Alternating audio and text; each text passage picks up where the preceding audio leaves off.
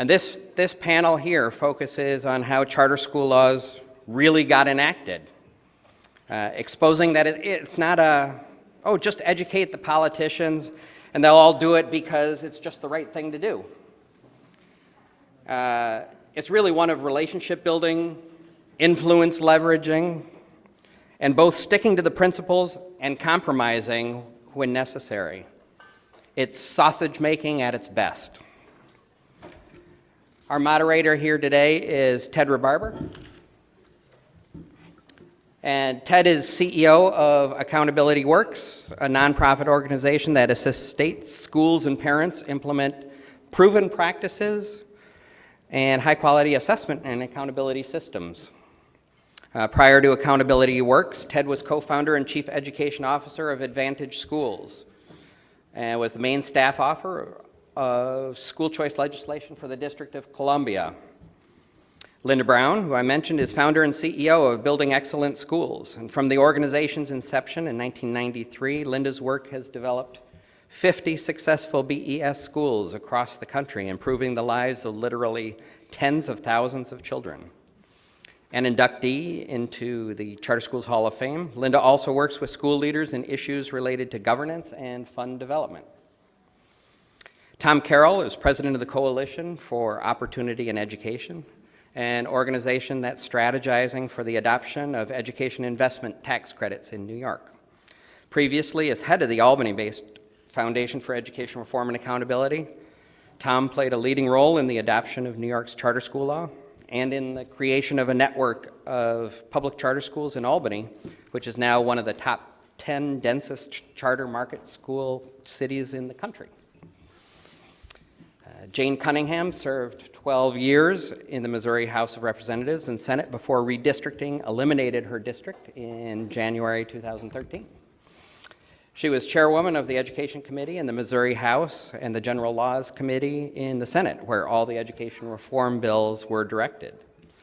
Senator Cunningham is best known for her work at the local, state, and national level to promote educational options and parental choice for families, and for reforms such as tenure elimination, educator evaluations based on student growth and achievement, and open enrollment. As the founder of the first conversion charter school in the nation, Dr. Yvonne Chan oversees the Vaughn Next Century Learning Center, a PK through 12 school that serves 3,000 students in Los Angeles.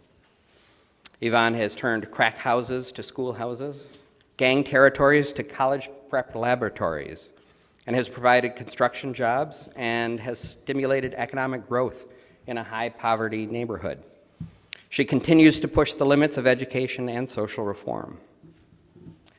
Dwight Evans was first elected to the Pennsylvania House of Representatives at the age of 26, and he has dedicated himself to enacting policies that improve the lives of families, has battled for responsible education funding, expects schools to meet stringent performance standards, supports choice for parents at the elementary and secondary levels, and penned the state's charter school law in 1997. Former State Senator Amber Reichert Young is the author of the first in the nation charter school law and the author of the award-winning book, Zero Chance of Passage, The Pioneering Charter School Story. I think there are some copies here. Elected to the Minnesota Senate at age 29, Amber is the youngest woman ever elected to that body and was the first woman attorney in her law firm, the first woman to chair the Senate Judiciary Committee, and the first woman elected to Minnesota Senate leadership. And Melanie Schulz has been involved in New Jersey state government for more than 30 years, is the director of the legislature's Joint Committee on the Public Schools. In 1995, Melanie was part of the team that shepherded that state's charter school law through the public and legislative process. Her strategic approach and networking capabilities made her a leader of this education reform effort. I just want to point out that she's here today, not as an official representative of the commission, but as a personal appearance, just to relate for us the history of the charter law in New Jersey. Thanks. Ted, take it away. Thank you. Well, I think this is a great time to hold this conference. The charter movement has had a real measure of success. We've got most states with some kind of charter law, and we have a fair number of charter schools. But I think it's also a good time to look back, and the reason for that is because I think while we have had a degree of success, we still have a very long distance to go for where we need to be for all of our students. And everyone in this group that's done some amazing work, everyone here have been and still are pioneers in making bold reforms. And I think it's a great time in the charter movement to look back a little bit and try to recapture, I think, or maintain that pioneer spirit, because the changes we need to make over the next few years are going to require just as strong type of pioneering and break the mold mindset and actions as everybody here did just to get the movement started. So with that, I'm going to ask, I'm actually going to go in the order in which the charter laws were passed. I think that's a nice way to kind of start the history and get to the present, or at least move towards the present. So I'm going to start with Ember from Minnesota. If you could start us off. Happy to do so. Thank you so much. The title of my book, Zero Chance of Passage, came from an unexpected source. 20 years after, when I was interviewing people for the book, I interviewed the House author of the bill, the State Representative Democrat Becky Kelso. And she was asked by the interviewer, so what did you think when Ember gave you that bill? And she responded, to my enormous surprise, she said, I had zero confidence it would pass. That is the story of education reform, not only in Minnesota, but throughout the nation, I believe. And yet today, as you well know, we have over 2 million students attending over 6,000 chartered public schools with over 1 million names on waiting lists. And remarkably, 70% of the American public supports chartering today. And I just ask you, what else does 70% of the American public support today? So that is the story of education reform. 1991, Minnesota passed the first charter school law. 1992, City Academy opened up the first charter school in the nation. 1993, Center for Education Reform started. Congratulations to Jeannie Allen and all of you at CER for the 20 years right after chartering started. And imagine that, there were less than 10 chartered schools around when they started. I think that's remarkable. Now, to the origins of chartering.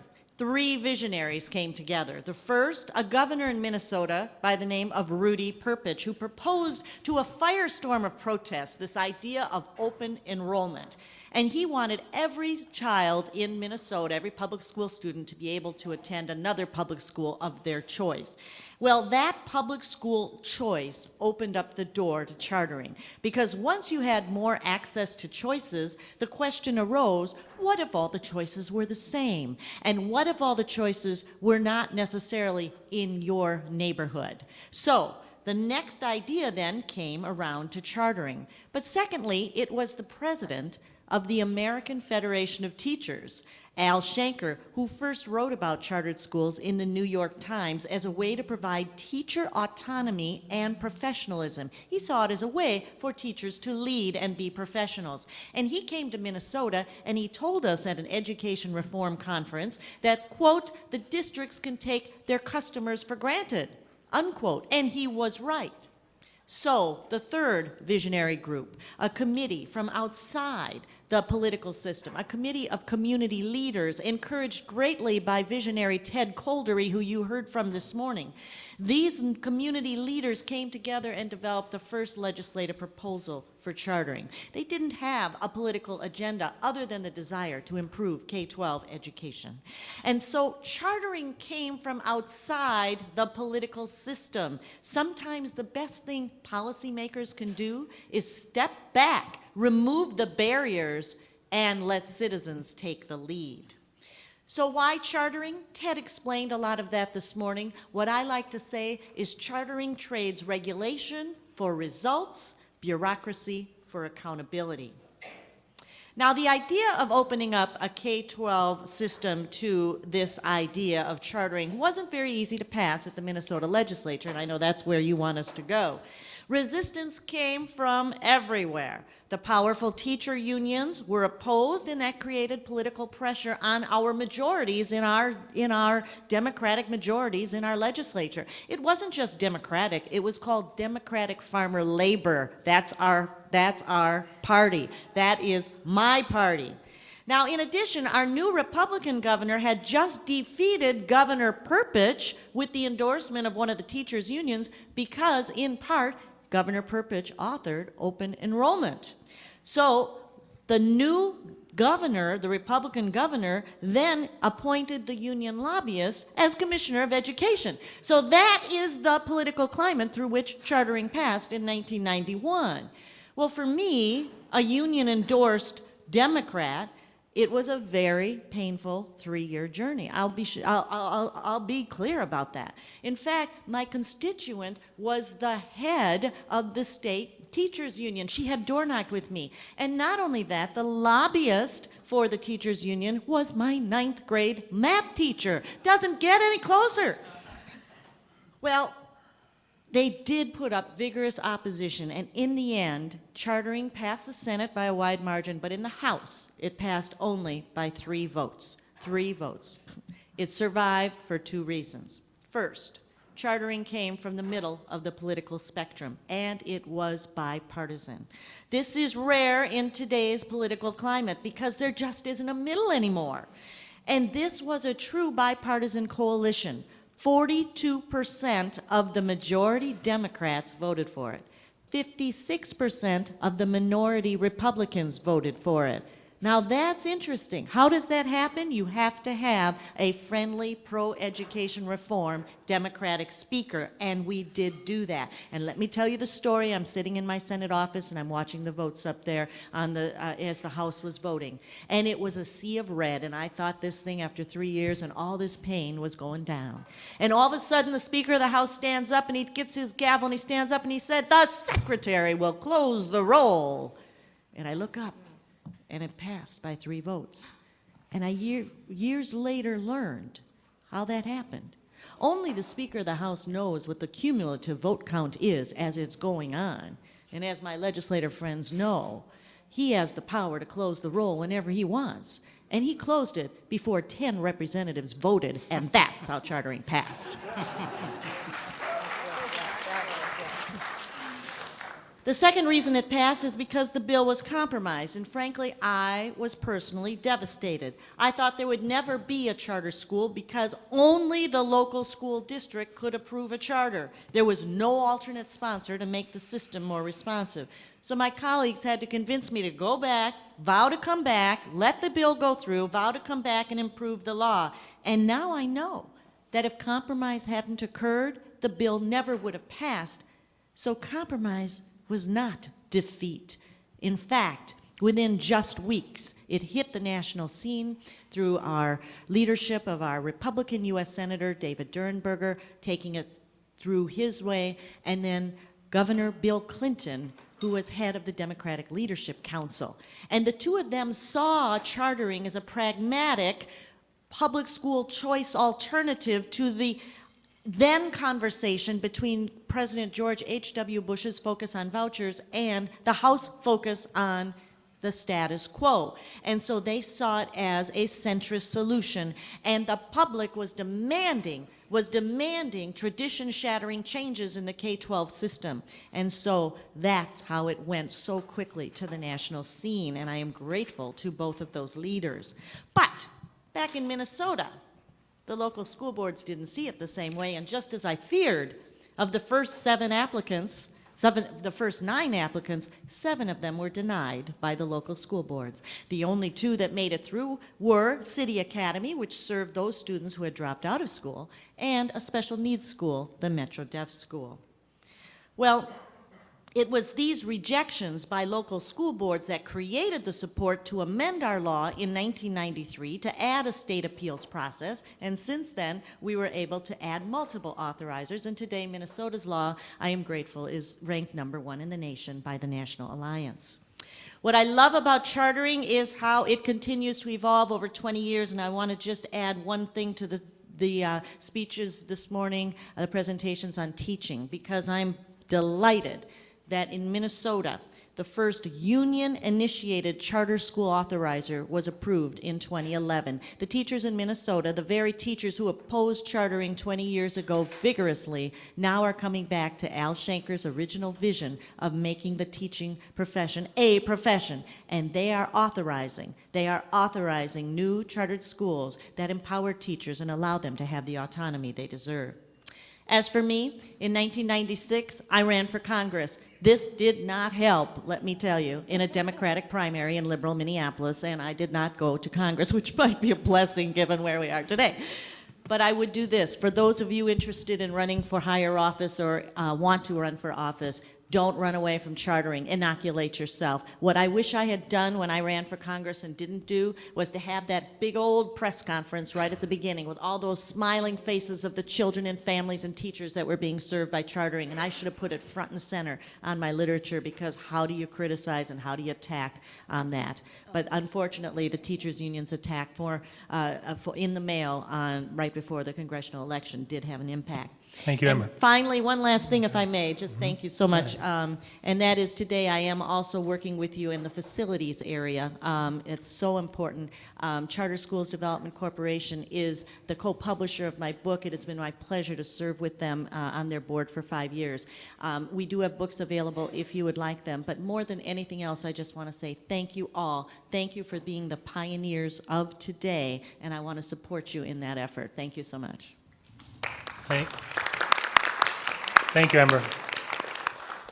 Next, I want to introduce Yvonne Chan from California, which passed in 1992. Good morning. Good morning. It's good to be here.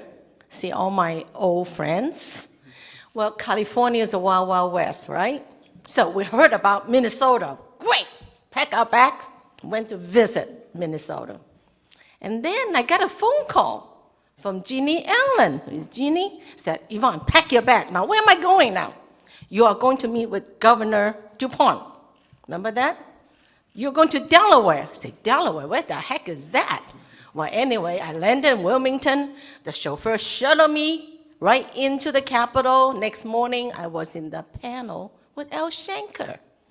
Remember that? Editor of Washington Post were there, and we had this great conversation. This was, now 22 years ago.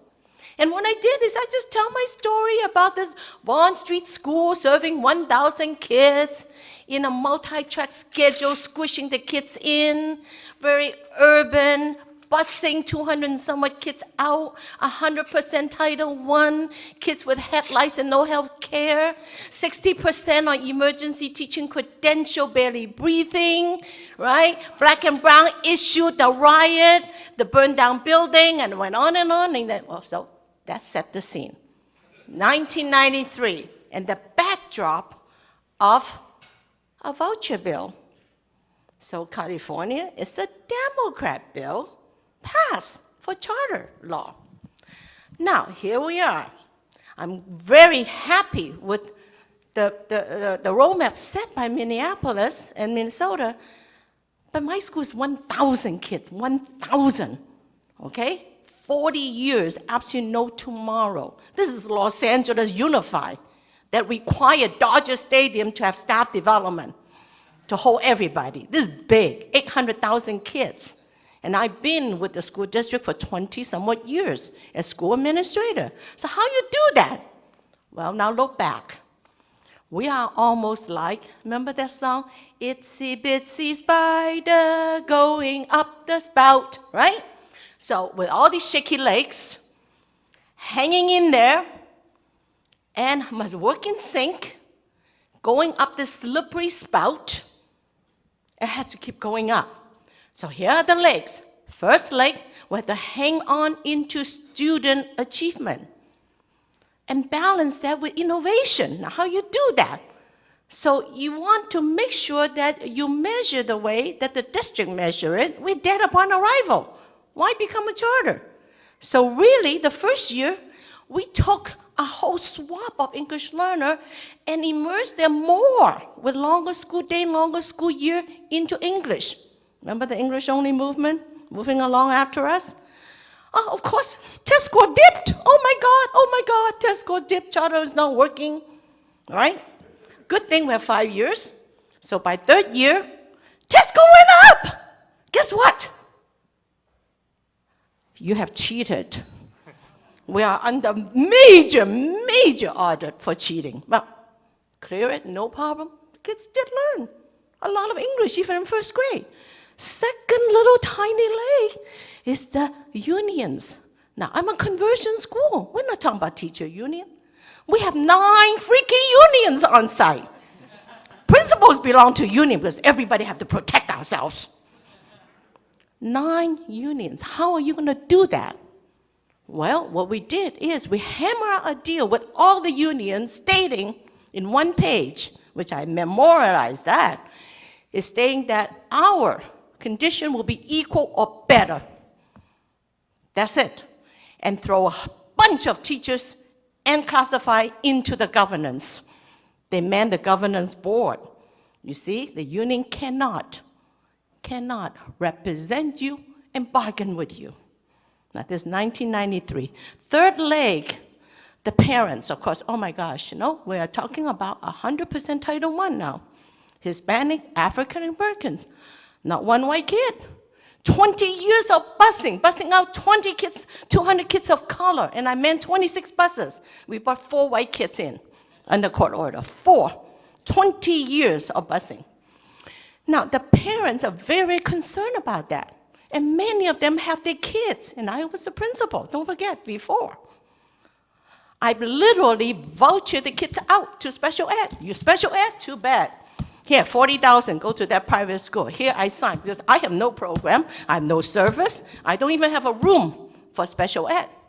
Because it's so overcrowded, I packed 36 kids in. Why would I spend a room for 8 kids? So the parents, we brought all the students with disability back home to the home school. And we are a home school. Third, fourth little leg, now here comes Los Angeles Unified, right? It's brand new. Not the board, but a lot of the senior management, they are my best friends. They're my best friends. For a moment, we don't talk. Oh my God. Here they said, okay, so you declare independence. So Mayflower set sail. But we are not going to give you supply. No supply, no food, no money, no nothing, cut off. Holy moly. Now, we are year-round school because we're so crowded. So school opens July 1, not September. Sacramento said, we'll give you some money in September, but that won't work, July. And July 1, guess what? All the employees agree, no paycheck. That's a big statement. I put my house in the market in Wells Fargo. That's a statement. Los Angeles Unified, the middle management came with 4 trucks to pick up the pots and pans from my cafeteria so we could not cook for the 1,000 kids who are on free and reduced lunch. You don't think that I will call CNN, you better believe. And then I called Dianne Feinstein, our senator. And I flew right here into Washington, D.C. in front of USDA. How dare you do that? But anyway, now here's on this side of the leg. Here we are, okay? So the district cut us off. No money, okay, no paycheck, da-da-da. We have to look at the state and the county level because eventually we are public schools. They are responsible party. So when we're thrown out, where do we buy health insurance? Who's going to do our paycheck? Who's going to handle the pension? Who's going to handle the library insurance? Okay, so fine, we bought it from the county. What's wrong with that, right? We bought it from the county. Now, here comes another leg. And here's the researchers. And I really appreciate that Ted Coulter is here. I do not see Joe Nathan. Is Joe Nathan here? Well, those are another story. Here comes the researchers. Because, federal grant, foundation grant, they want to do research studies, right? Research study of brand new charter school like this. And I have 1,000 kids, Title I, so it's really a good place to study. Okay, so here you have Susan Furman, who's now in New York, and Joe Nathan knock horns on research. And fortunately, I said, look, you have to talk to practitioners like us to see how that works. So anyway, we'll work with the researchers, we'll work the university with alternative certification. Meanwhile, the media also is another leg we're hanging in there. And they sell a lot of stories, Diane Sawyer, 60 Minutes, they all converge into this inner city and do the stories. So now, the itsy-bitsy spiders up the spout. But down comes the ring and wash the spider out, right? Here they said there's a cap. Now you have to do this. Now you'll be auditing this. Now you cannot do this. You cannot do that. All of this, the union issues and the succession issues. But fortunately, and again, thank Jeannie Ellen and our association and many of you here comes the sun and drying up the ring, because advocacy is so important. I see Mary Bixby's here in California. We fought good battles. And Linda Brown, this is fellow. And some of us were able to win state board seats in our state. I became a state board member for 7 long years. And being able to move the Prop 39, move a lot of legislation regarding special ed, and actually authorize charters that were denied. So really now the itsy-bitsy spiders up the spout again. And the next 20 years will be even more important as we take on effective teaching, we take on parent trigger, we are going to take on the whole facility issues, taking on special ed issues, and definitely the whole idea about promised neighborhood. Thank you.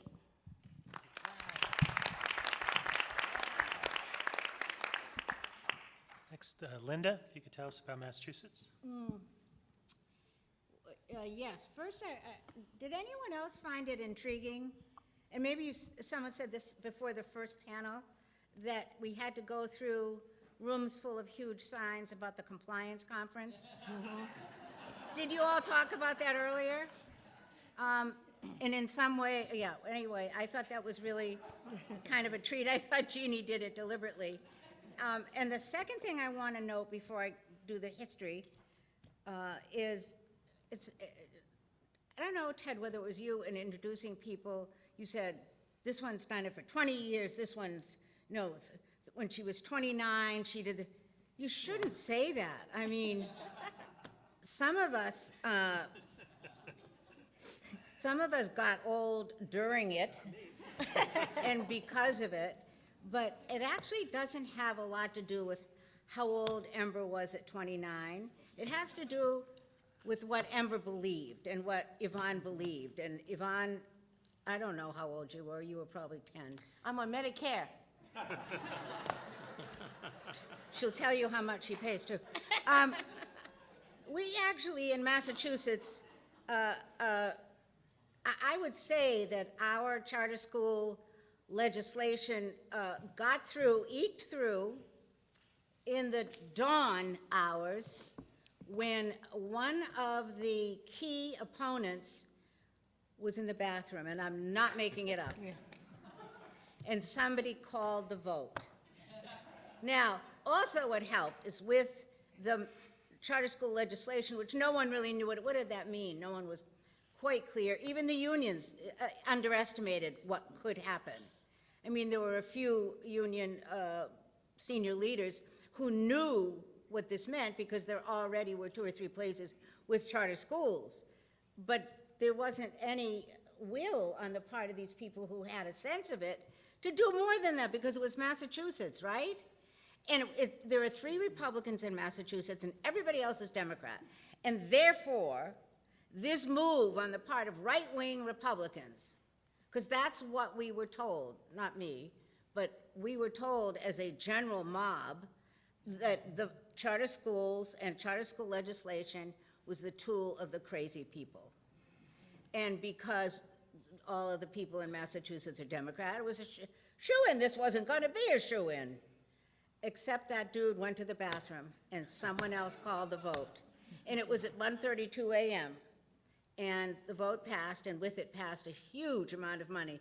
And I'm never really sure whether it's 73 billion or 7 billion, but it was a lot of money that went toward the larger frame, and I think in most states you'll find this education reform.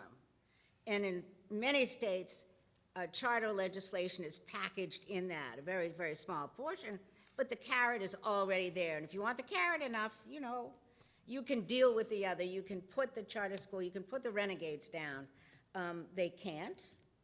They didn't. I should have said it that way. They didn't. They can't. There are, I think, probably 72 charter schools. We have 2 or 3 varieties, but the variety that I am most interested in are the Commonwealth charter schools. I think the cap is 72, and there might be 59 of them now. I should have gotten my numbers right. I didn't on that particular fact. But I want to go back again to tell you, being third in line, or third and fourth in line, on this kind of revolutionary thing, I wanted to tell you how I learned that there was something west of the Mississippi River, because I didn't know. I had never gone to Minneapolis. Oh my goodness, I'd never gone to this.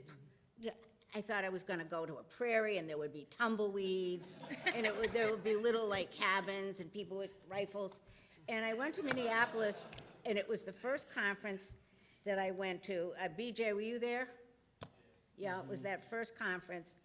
And I just was thrilled with Minneapolis. It was cold, but there were so many people in one room, a large set of rooms in a hotel, and they were speaking the language that I had heard from people like Peggy Hunter, from people like Ember.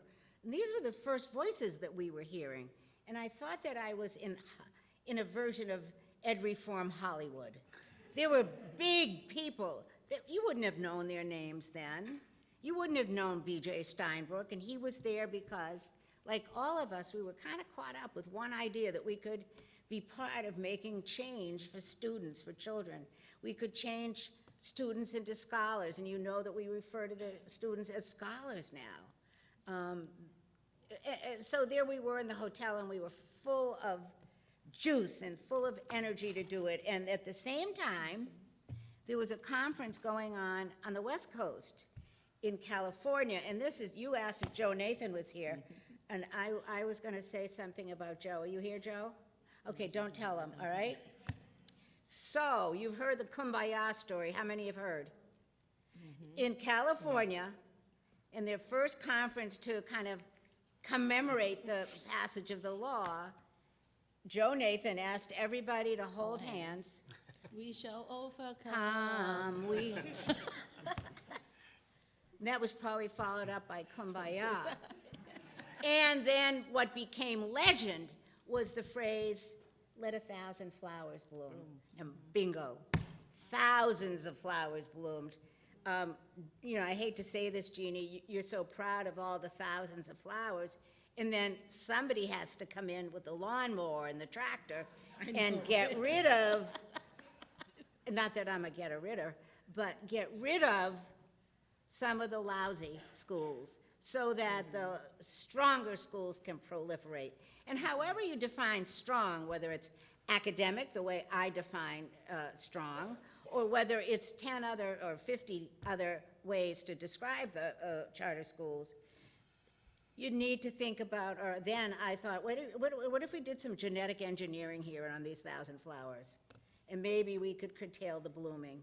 And the genetic engineering really became what the Building Excellent Schools does now, which is train leaders. People have to be and have in them the juice of leadership to really found and start and lead excellent schools. There are 63 Building Excellent Schools in the country.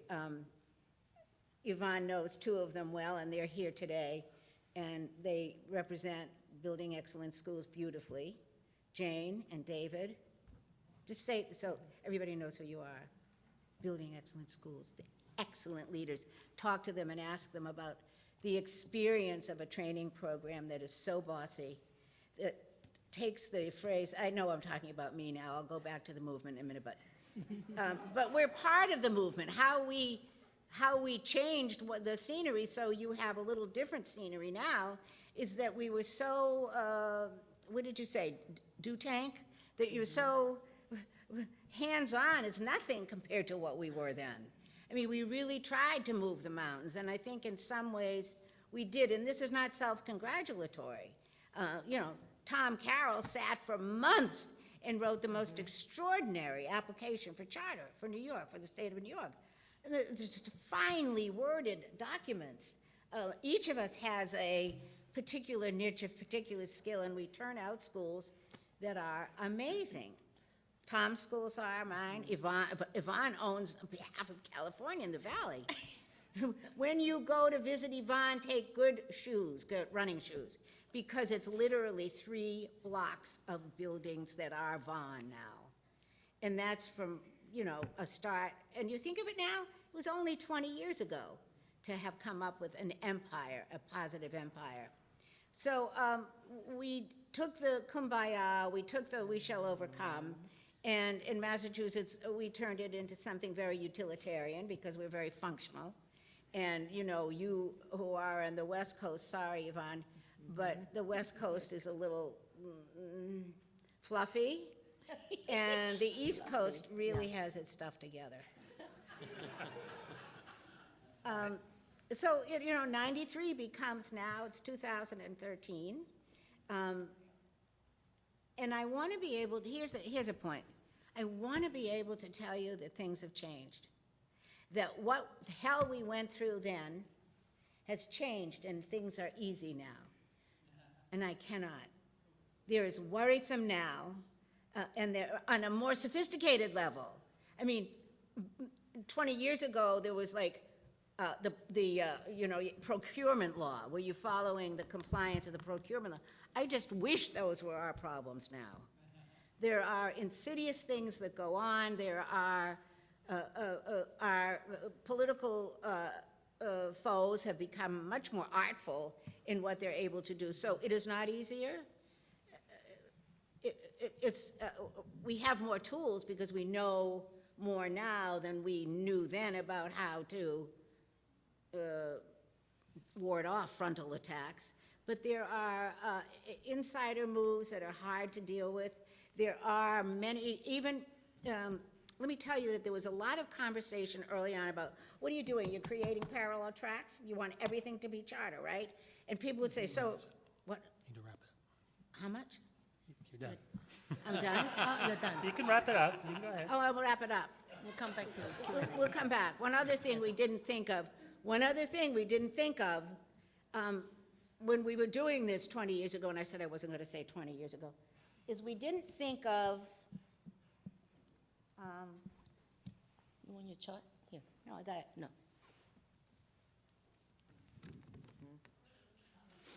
That's right. We knew we were moving fast. We knew we had to move fast, but we never knew we had to move with the urgency that we're moving now. So don't forget this. Don't forget this urgency. Don't get, you know, don't sit happily back and look at the school or schools in your domain. Think about how urgent and with what urgency you have to keep going at this. Thank you. Oh, wait, we're just going to tell you. Linda, just want to make sure that, how many from California? Okay, look, it is not we're fluffy, okay? We just proceed to apprehend it and continue to do that. Thank you, Linda. Thank you. All right, next I want to ask Melanie Schultz, tell us about New Jersey. Good morning, everybody. I want to set the stage a little bit. The year is 1994, and Jersey City has its first Republican mayor since 1917. So my friend Brett Schundler is a young man with a vision for changing the face of public education. He's got political cachet, and he's rocking the organization. Enter Christine Todd Whitman, our governor. It is early in her tenure in New Jersey as New Jersey's first female governor. She has made no secret that she is amenable to changes to the educational system. Schundler was an early Whitman supporter, and he has the opportunity to advance what he's calling his School Children First Act. And all through '94, he's pressing the executive branch and legislators to look at his proposal, come and visit Jersey City's non-public schools and see what they're doing. Enter Commissioner Leo Klagholz. He was a lifelong employee at the New Jersey Department of Education. His thinking has always been out of the box. He was the person that brought the alternate route to teaching certification to New Jersey, and so he's a willing participant in this discussion. As the year advances, an administration proposal surfaces for a charter school / voucher act. This sets some kind of panic up throughout the legislature, and the governor now doesn't know what to do to push the proposal, so she decides to issue an executive order that will basically give us a timeout and do a blue ribbon voucher panel for a year to study this whole issue. Anyway, people are starting to take sides, and you're either an education reformie or you are not.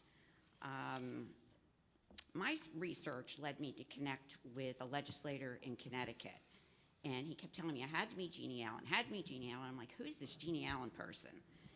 Anyway, he convinced me to come to a meeting that Jeannie had in January 25th, 1995.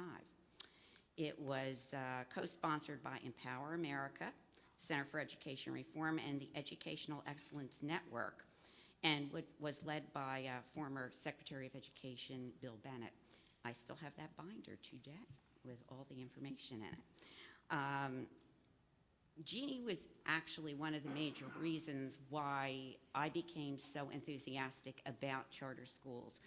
But I also have to mention Yvonne Chan. Yvonne, you had as much enthusiasm that day, January 25th, 1995, as you do today. I became energized by the people in that room and came home and knew that we had to do something. Back in New Jersey I am now, and went straight to my chairman, who was the late, great former Senator Jack Ewing. Many of you knew Jack, but for those who did not, he was a feisty, vibrant Republican legislator who had an enormous amount of political clout, would fight for what he believed to be right, and was an incredibly generous mentor to many staff, including me. And he was also a good friend and neighbor of our governor. That meant he could get the meeting to get the bill signed. But I get ahead of myself here.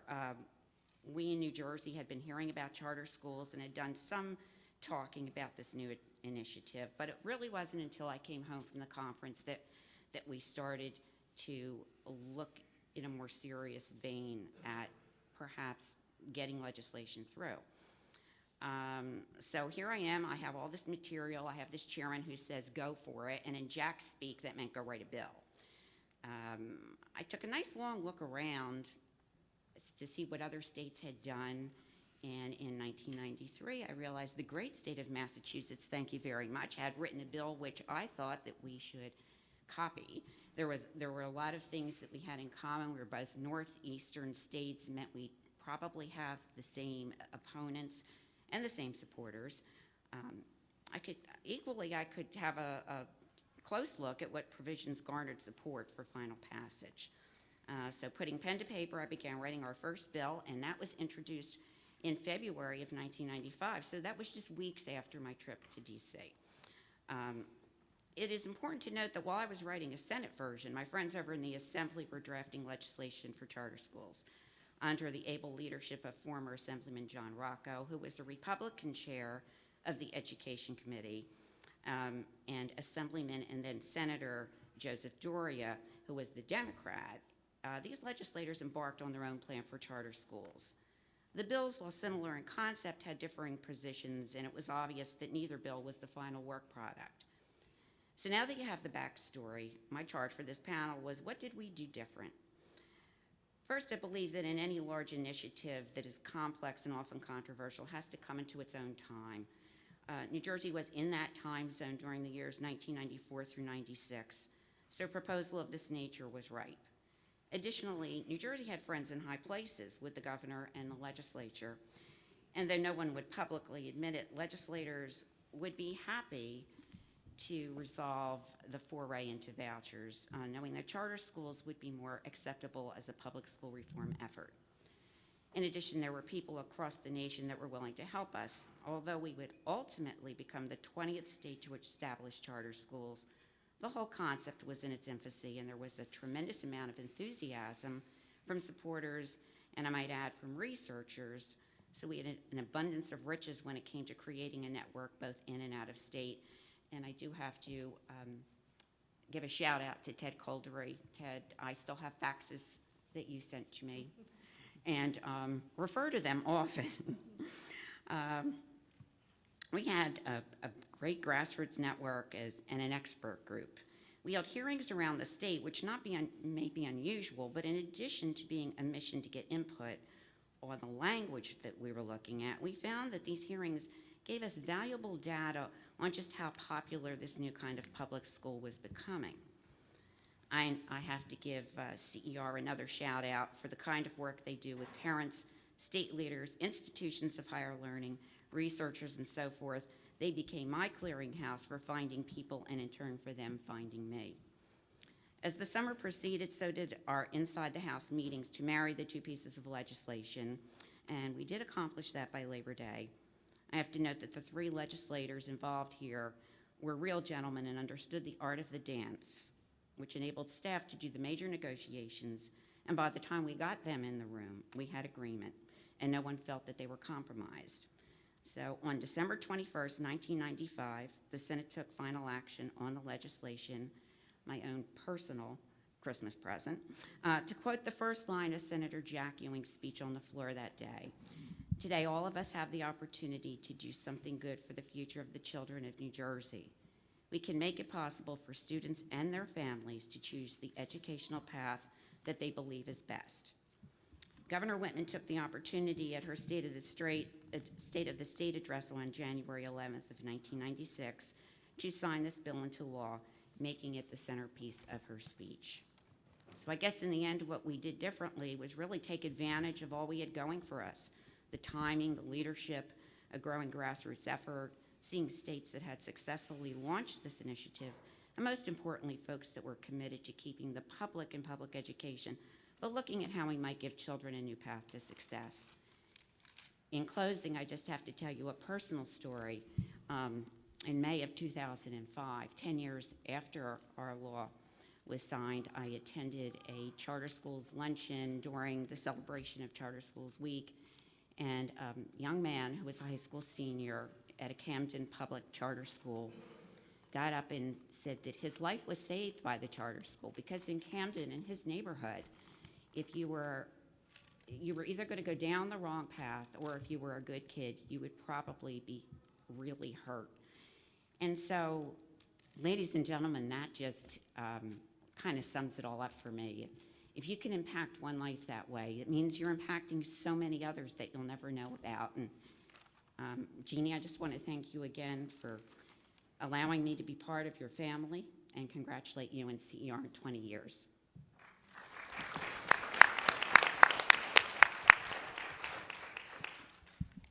Thank you, Melanie. Well, it's actually my turn. I'm going to talk a little about DC.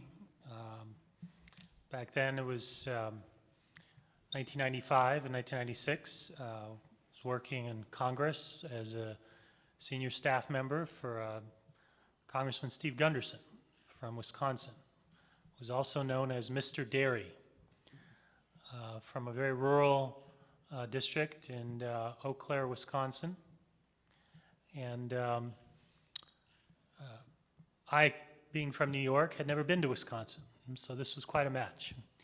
But I was just thinking about this coming here to this morning, and it's really deja vu, because I'll start at the end of our process. Our bill, our charter law, passed as part of a very large bill in 1996, the very, very bottom, or near the bottom, that reopened the shut down federal government. So does that sound familiar? And here we are.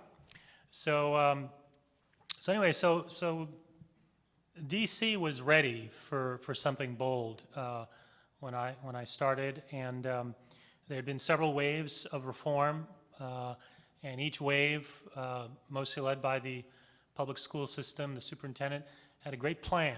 There was always a bold restructuring plan. And a lot of people spent a lot of time coming up with these plans, and all the stakeholders came together and they wrote these great plans. And there had been several of these, and nothing really got implemented. I mean, there was a little bit of work that was done, but no real results, and nothing really bold. And at the time, DC also had hit a financial wall and had a control board. So there was a sense that DC really needed to be turned upside down, or right side up, I would say.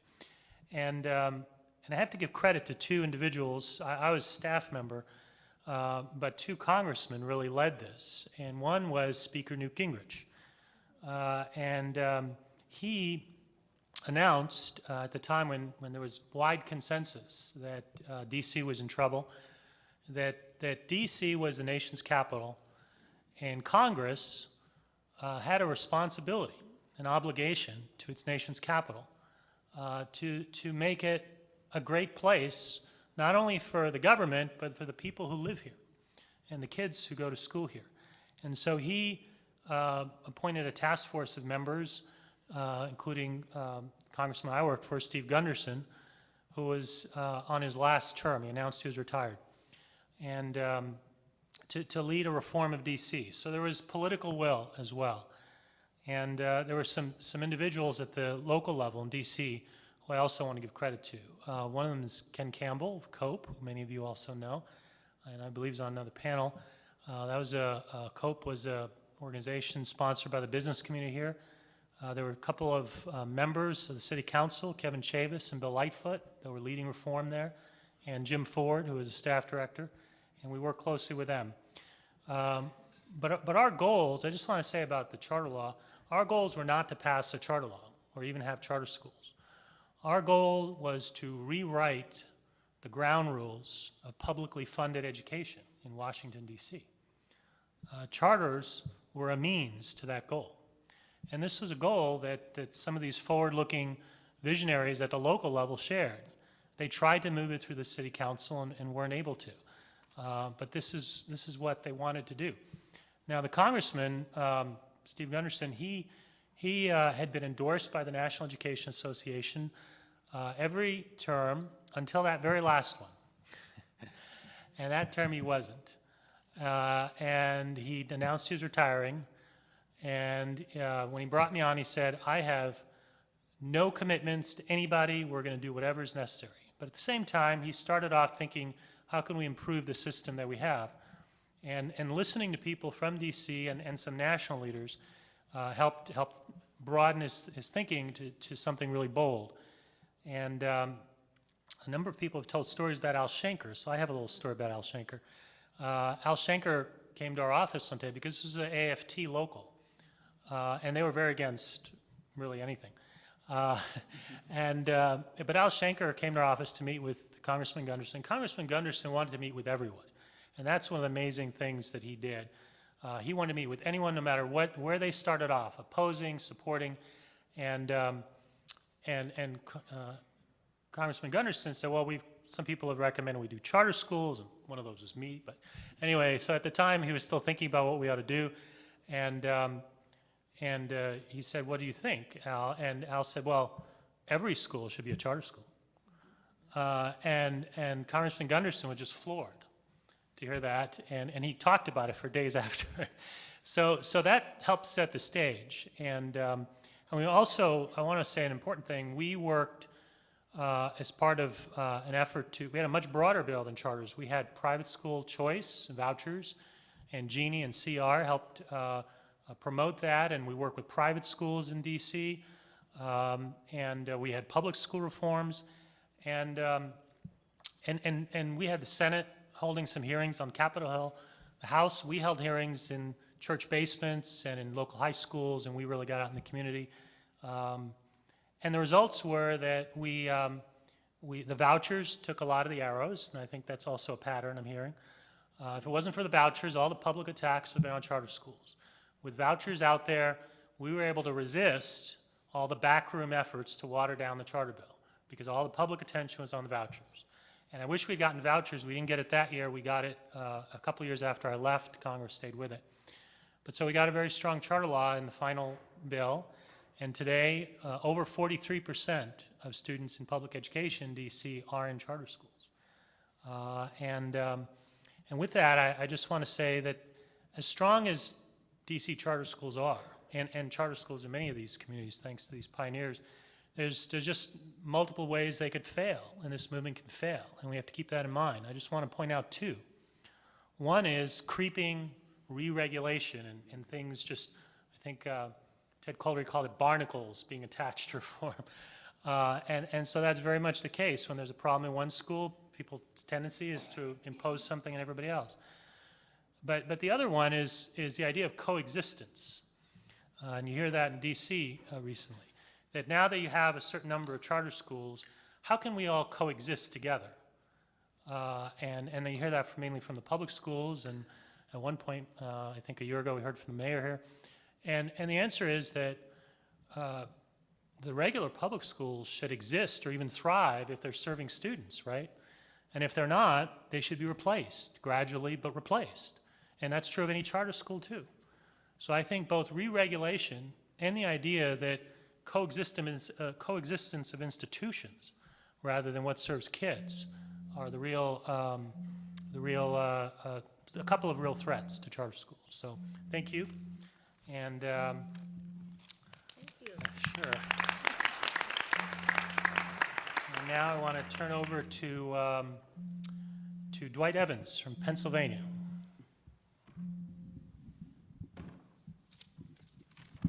Thank you very much. This probably registered with me, not when I was in the legislature, but when my mother manipulated an address to get me in the 9th grade in another school. And probably when it registered with me, this is like 1967, 1968, is when she manipulated this address to get me in this school. All of a sudden, I knew something was different about this particular school. I particularly found that out in the algebra class when the teachers were not playing around, and they was very much determined, and I ended up in summer school. But at that time, being the 9th grader, there was no way in my head that I understood the element of choice and options, not in 1967, 1968. Once elected in the legislature, in 1980, being a very proud product of the public school system, watching the public school system. The superintendent's daughter went to the local high school I went to. Teachers had their kids going to the public school system. At that time, in my own head, I was basically saying, like, you know, everything seemed like it's moving along.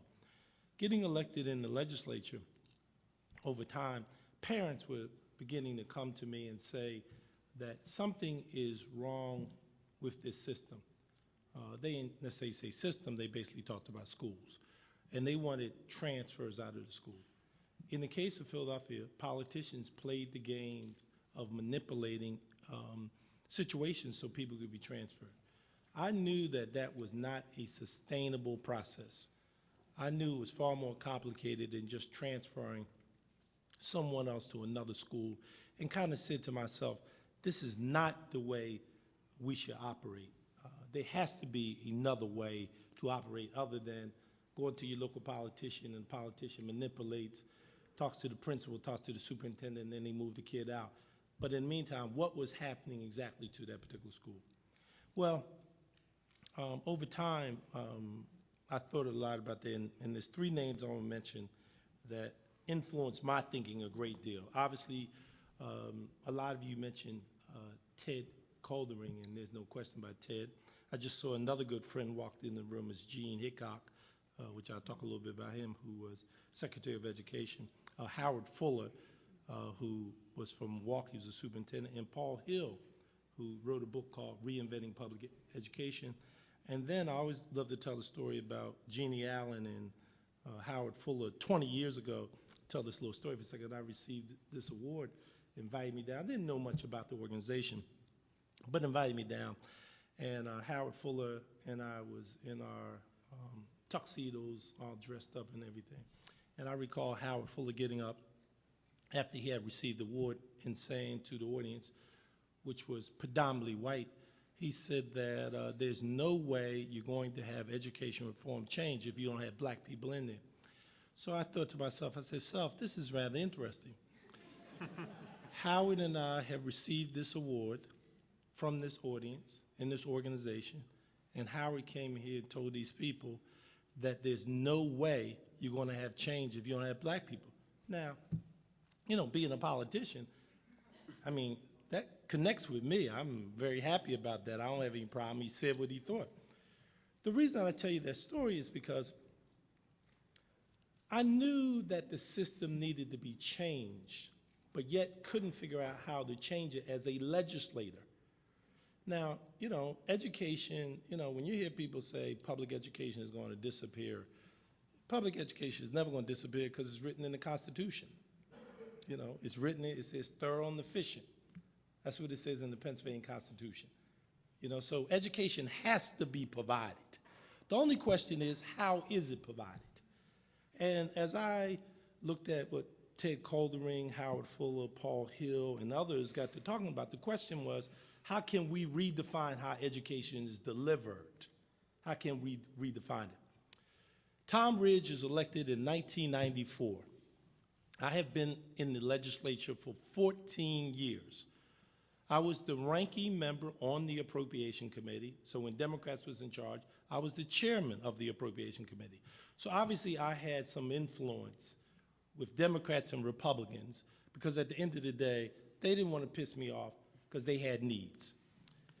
So after I had these discussions with various people, I went to, in 1996, I went to Chicago and met a group called Design for Change. And I looked at Chicago, and it was a superintendent there by the name of Ruth Love. And I went to Chicago while the Democratic Convention was going on, and this is before President Obama was even in the state Senate. He wasn't even in the state Senate in 1996. I went to Chicago.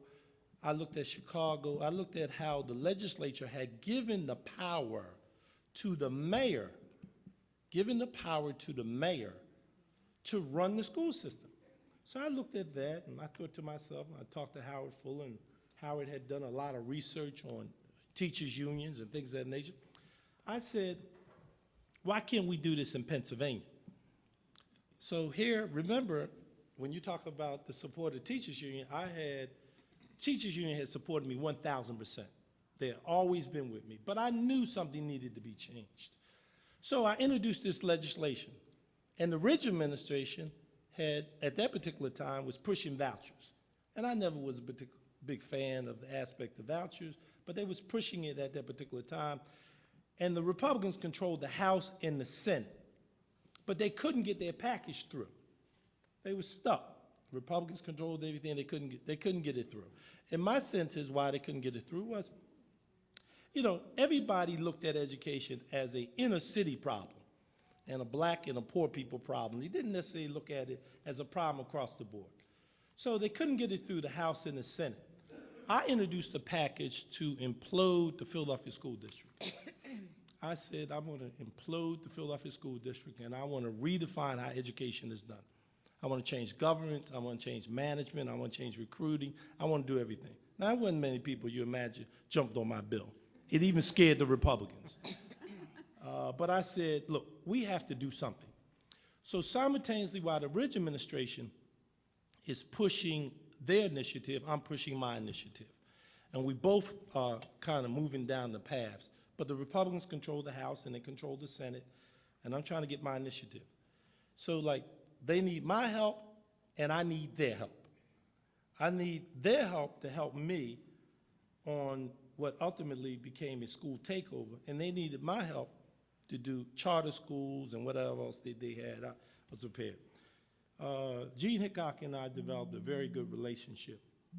He came down to my district. We spent some time talking. That's when I first met, I can't think of the gentleman from Arizona who was head of a charter school. I met him. We spent some time talking. That's when I met Ted Coldering. And then I brought Howard Fuller in. And then really seeing how could we approach this differently. Everybody knew something needed to be changed, but the question was how. So my whole sense was that politics, though educators don't like to talk about it, is at the basis of it all. Politics and power is at the basis of it. And I can't blame teachers' unions for manipulating the system from their perspective if politicians and management want to give them that prerogative. Now, if you give that power to them, they like anybody else, they're going to take that power too. So I said we need to change the power arrangement. And the way to change the power arrangement was to do it through state law. And that's the initiative that I introduced. I introduced the initiative to change the power arrangement. But I didn't stop there. I said, let me start a charter school, which is what I did. It's called West Oak Lane Charter School. It is 16 years old. Check it for yourself. It meets all the test scores. It has 800 kids in there, class size, long school day, kids wear uniforms, teachers wear uniforms, and it has a union. I wasn't opposed to the idea of union. I just had to explain to them first and foremost that you do not run the school. We run the school. Now, you have a right to be organized, but at the end of the day, there's a performance-based contract. Teachers are under performance-based contract. They all understand fully that nobody benefits.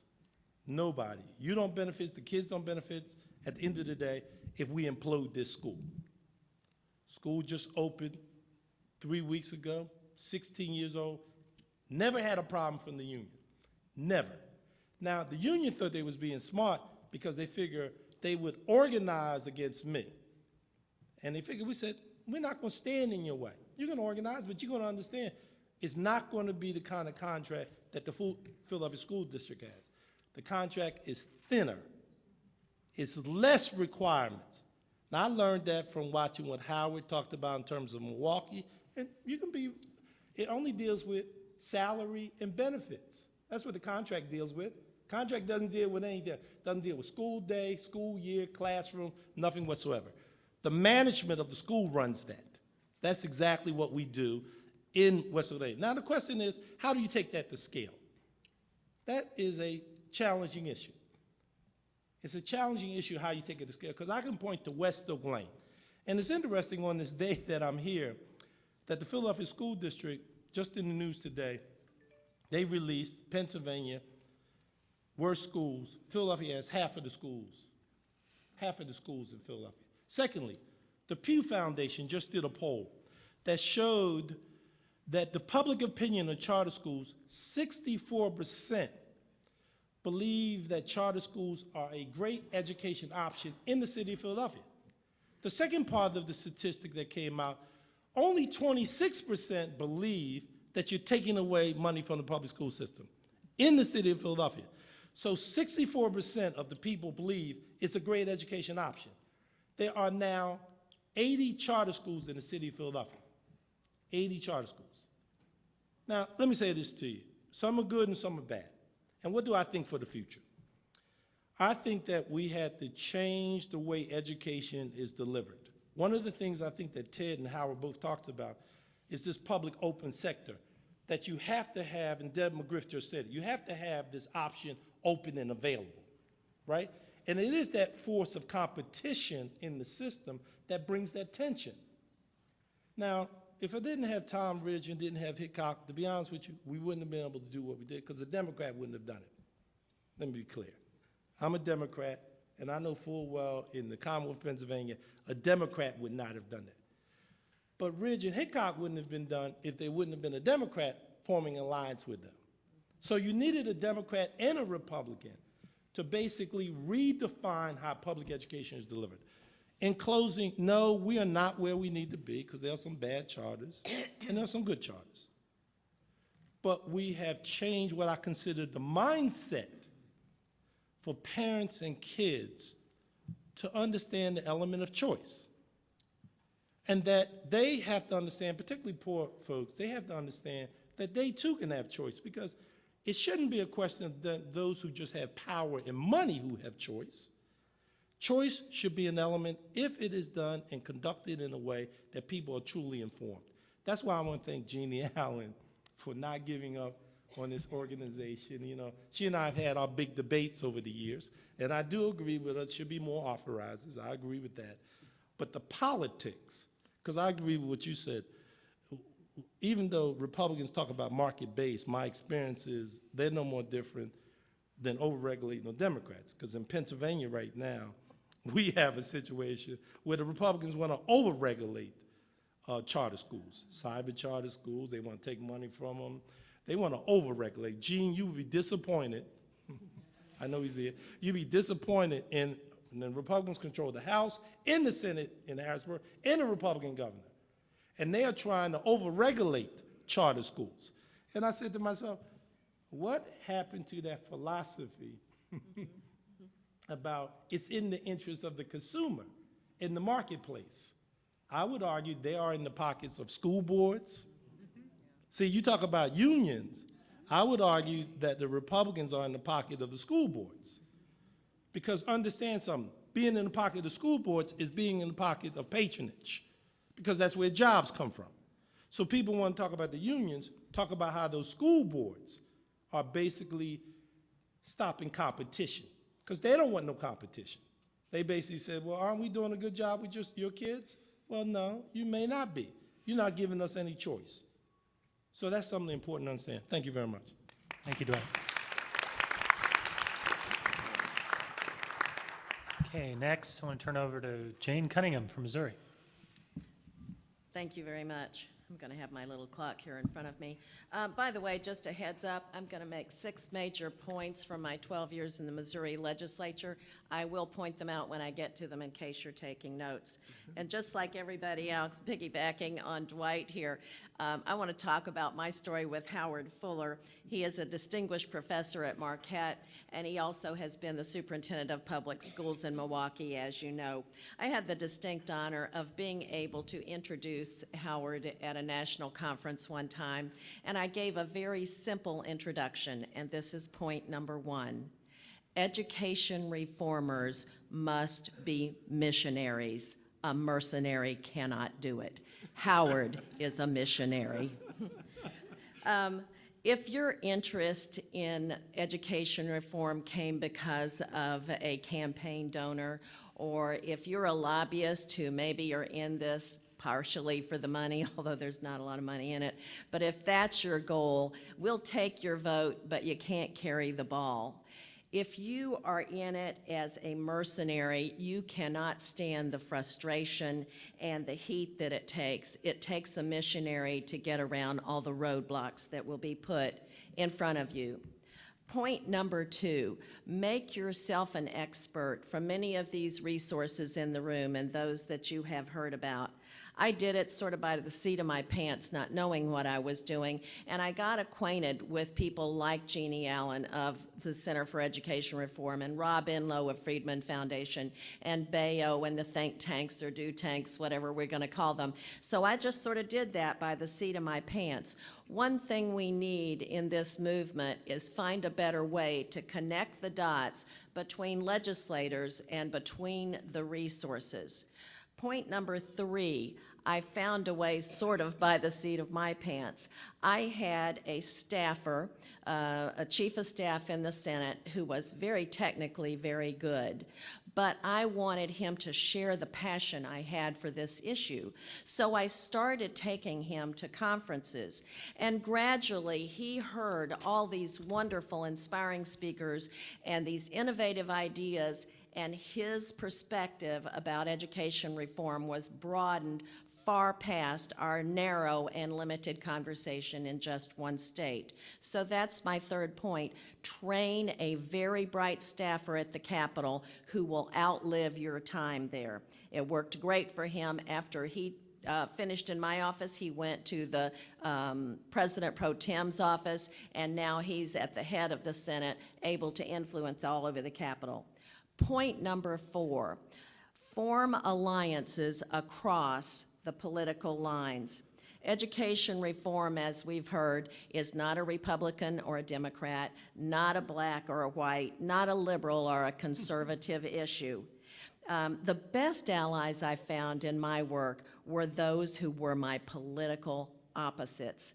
Jeannie told me in a recent phone conversation that she considered me one of the best of forming these alliances, but I will tell you, it takes time to earn that trust. You can only imagine that an African-American Democrat from an urban area to be able to trust a conservative white Republican from a perfect district in frou-frou land is a challenge.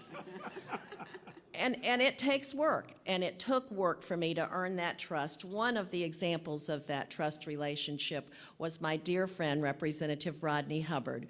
Rodney was an urban Democrat in St. Louis, and he decided to accompany me with some other legislators from St. Louis and Kansas City to Milwaukee to see one of the oldest school choice programs in the country, courtesy of Susan Mitchell and Howard Fuller and some wonderful people there.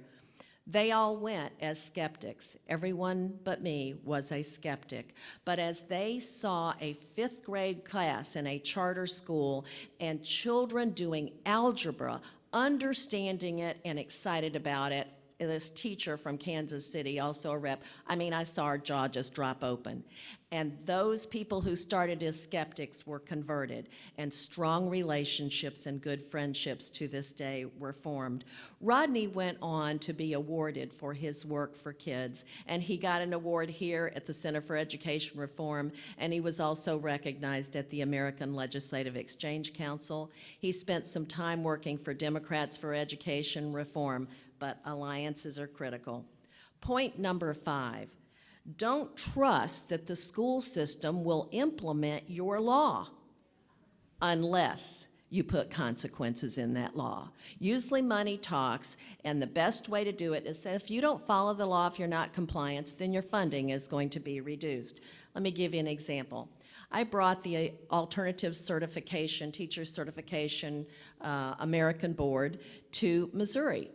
Superintendents in our area needed people who had content knowledge, who loved their subject, and who were career experts, especially in the areas of math and science.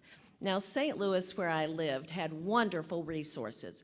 We had chemists who wanted to teach chemistry from Monsanto and Pfizer, right there in our city. We had engineers and mathematicians from Boeing.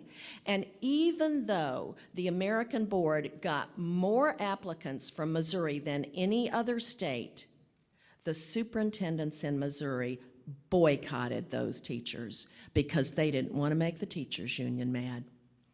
Put those consequences in your bill. At the most fundamental level, I believe that parents should choose their child's school, be it a charter, traditional school, virtual school, independent school, or a parochial school. I am really agnostic as far as what the parents choose on that, but I do know one thing. Government should not be making that choice for a parent and a child based on their zip code. That is wrong. Do you know that of the entire industrialized world, there is only one nation that does not give their parents the freedom to choose their child's school? America. America is the only one. I also believe that educators should be evaluated and paid like professionals based on performance and student achievement rather than cookie-cutter salary schedules that are blind to effectiveness. Education reform is heavy lifting, as we all know. During my 12 years in the Missouri legislature, I did not get my heart's desire. I can't say, like some of the others, bills that I got passed, especially those who were hard. But a lobbyist said to me my last session, "Jane, don't you realize what you've done? You have changed the conversation on education in the state of Missouri." And I thought about it. When I came to the legislature, the only bills we had were ones that met the financial wish list of the Superintendent's Association or the Teachers Union. And now we are fighting like cats and dogs for children who live in unaccredited districts to get them the choice of a good school. We are fighting over tenure elimination so that those teachers who are substandard will not be retained in the classroom. Point number 6, if you can't change the system for the kids, Keep beating your drum in your bully pulpit. It is worth changing the conversation. I'll just end with going over those 6 points. Education reform, number 1, requires missionaries, not mercenaries. Number 2, make yourself an expert with the resource groups. Number 3, make a missionary of a bright staffer at your capital who can outlast you. Number 4, forge alliances across party, political, and racial divides. Number 5, ensure compliance with your laws by including consequences. Number 6, keep beating the drum. Change the conversation. Thank you, Jane.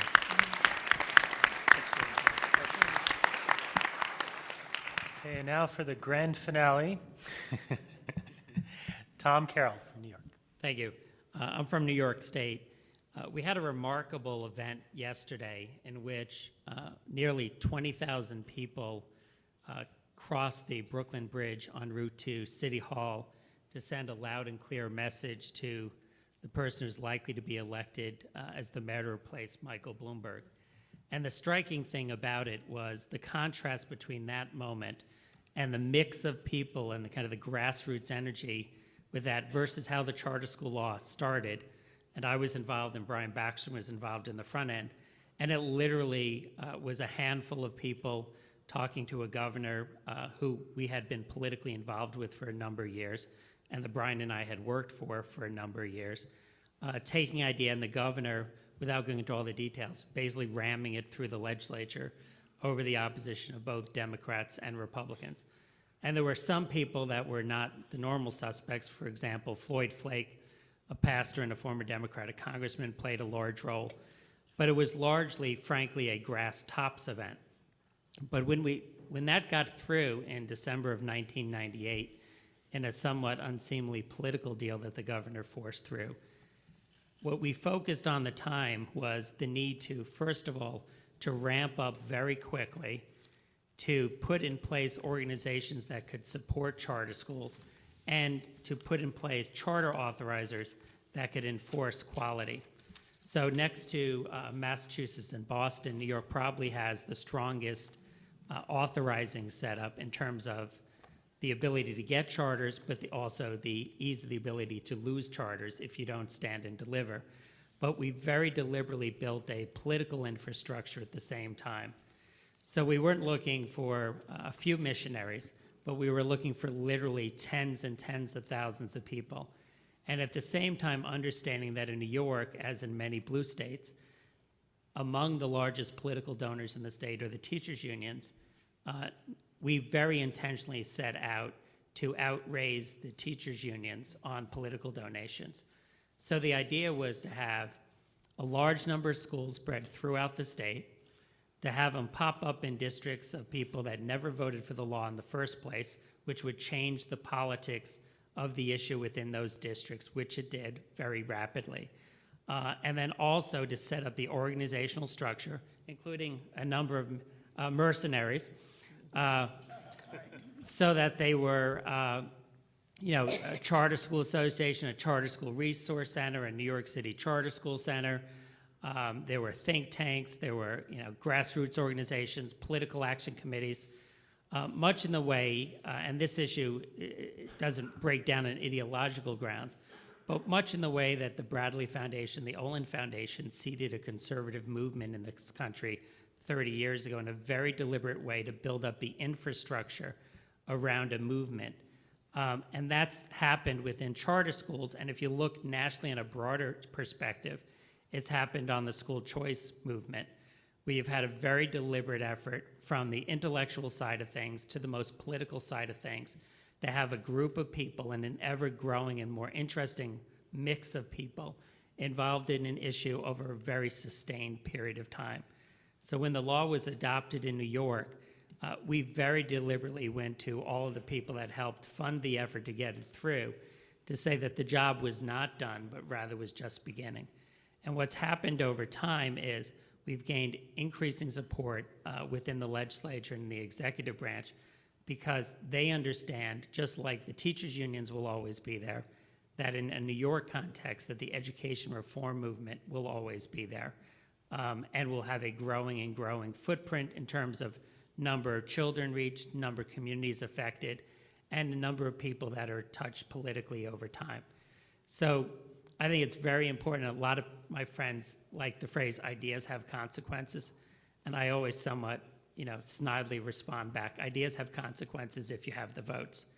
And it's very easy to have the votes at a particular moment in time and then to lose it over time. And the demonstration yesterday was an effort to basically to send a message to the broader political community that there are a lot of people now, that this was not just a half a dozen people who care about this issue. We had a rally in Albany. Maureen Blum's up there organized it, 3,000 people. This was about 10 years ago. Eva Moskowitz had a series of rallies at the Harlem Armory, about 5,000 people a pop, around a broader education tax credit issue in Buffalo, which is obviously smaller than New York City. 10,000 people showed up in April. And then yesterday, there were 20,000 people crossing the Brooklyn Bridge. So that progression of grassroots activity from literally one end of the state to the other, and in areas of the state that are politically very different, is sending a strong and powerful message. So I would suggest as people focus on the details of the legislation and even some of the examples of how bills got adopted in different states, I would underscore that, one, the politics of every state are different, and how you get it through in New York might not be how you get it done in Arkansas or Missouri or California. But once you figure out the situational stuff, there are some eternal truths, meaning that the politics of this issue are going to go south unless you can build up the political infrastructure over the long haul to create a comfort zone around political people so that they don't, every single elected official who's with you doesn't have to sign up to be a missionary, because some of them will, but most of them will not. And so we have to create a movement that makes their long-term support possible. Thank you. Thank you, Tom. And before we take questions, could we just have a hand for all the pioneers who are still fighting in order?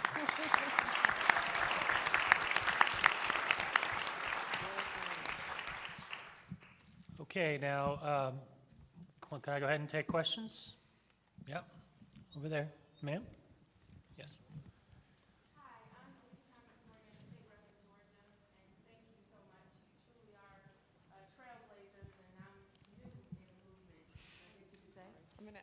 Oh, sure. We'll start over. Hi, I'm Alicia Thomas Morgan, a state representative in Georgia, serving in my 6th term. But I'm fairly new to the movement. I was in high school in the 90s. And so my question is, how in your work do you balance the perfect not being the enemy of the good and passing legislation that's worth the paper that it's on? Jane, when you talk about compliance with school districts in particular, when you're in the midst of a legislative session and you're trying to get enough votes, sometimes you have to compromise. And sometimes the end product that you have may not be as strong as you need. It may not have the accountability in place that you need, but you still want to have the conversation. You still want to get something passed. So how did you all, if any of you could weigh in on this, how did you balance that and ensure that you had legislation that was strong enough but could still get the votes that you needed? Can I? Yeah. Okay. I'm not a legislator, so I can say whatever I want to say. Well, the California charter law actually has revised, upgraded, updated a number of times. So back in 1993 with Gary Hart, and I'm glad that Sue Burr was the chief of staff that continued with the work, is the very first one, and I know Jeannie will just say, no, don't pass a terrible law. But, sometimes we have to take what we can, and started with a few who can push the door through, understanding that there'll be phase 2, phase 3, phase 4. So to answer your question is that if you have a plan lining up on the revision of the revise, then you may want to just give up a little, California, we had to give it up a little about unionization. We have to give up quite a bit about NCLB, requires certified teachers. And you have to pick your battle. And for the grassroots people, we will work with you and say, look, for this one, just make sure we have the must-haves. Okay, we have to have the must-have. And then the next phase, 5, 10 years later, Reed Hastings come back in and revise it, and then we have to kind of move. But meanwhile now, honestly, when I first said is, sometimes when the law is more fluffy or nebulous, it's sometimes to our advantage, okay? You just need crazy people like us, like I said. If it's not written, we'll proceed till apprehended. Just keep going at it. It's not saying the charter school cannot do this, charter school cannot do it. It never say that. And you just got to duke it out. I guess what I would say, and by the way, I remember meeting you at ALEC. You're making an impression, lady. I guess what I would say, number one, is all the things we're talking about are really common sense. And they're really right for kids, they're right for our states, and they're right for this country. We have got to do something to raise our academic level. So what I would say is if you keep fighting this battle over time, the enemies in the status quo groups build up their arsenal and aim their cannons at you. If you can get your bill really refined and ready to go before they know you're coming with it, sometimes you can, with fact and fair argument, actually get the bill through really quickly before they realize what hits them. That's the best way. Now, other than that, you heard examples of the Speaker of the House sat there till the right time and then called the vote, or someone was in the bathroom, and there are a lot of those flukes. There was a fluke on the American board in Missouri. So I guess I would say, number one, get it through really fast when you've got a refined bill. Don't give them time to build up their arsenal. And other than that, I don't know. I'll tell you what, they'll fight against anything. There is no compromise with the bad guys. I mean, we had a bill in Missouri.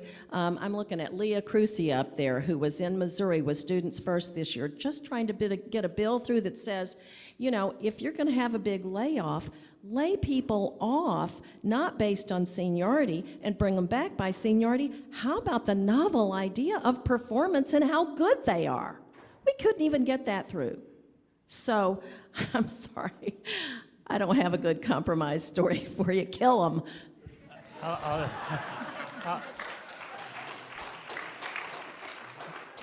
Can't follow that up, but I'll just make a brief point. I live in the state of Virginia, and Virginia's had a charter law for a number of years that had basically no charter schools. So, on the one hand, if you can get half a loaf like they did in California, and you can get movement, and get charter schools going and come back, and you think that's possible, then take it. But if it's just going to be a cover, so that in Virginia they say we have a charter law, just nobody wants to do charter schools. Well, the reality is they have a terrible charter law, or we have a terrible charter law, so that's why there are no charter schools. So you've got to make that judgment, and you have to look at the law, but you can also look at who's for it. The people who are for the charter law in Virginia are the people who are against charter schools. So that's a pretty good sign. So are there any more questions? I would just, if I real quickly could just say, thank you for your leadership in Georgia, first of all. Compromise is not defeat. It really, it can build from there. But I would just suggest that the main way we can take chartering to the next level is to elect charter champions before they become legislators, and recruit them to run so that they will be there, because that's the thing that will help to maintain it. Any more questions? Do we have time, or are we? Nope, we're good. We're good, thank you. Thanks for a great panel, and thanks for indulging this one to run a little bit long. I think it was worth every minute.